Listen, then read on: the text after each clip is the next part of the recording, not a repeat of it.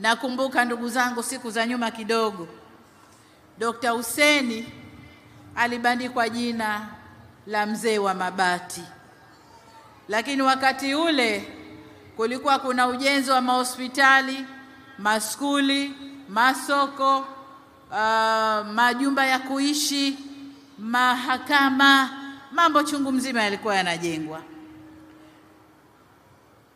Sasa kwa sehemu kubwa mabati yale yameondoka na tumeona kilichotokea. Badili ya mabati, mkasi ulifanyaje?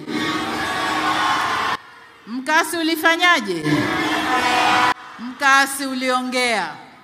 Na mimi ni shahidi, nilikuja kuongelesha mkasi kule kisiwani kwenye lile hoteli kubwa la kifahari.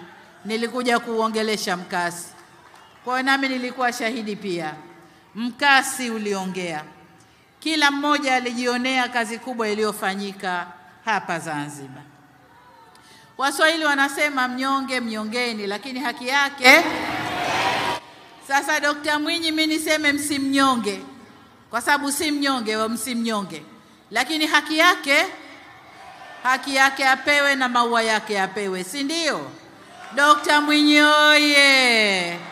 Zanzibar oye!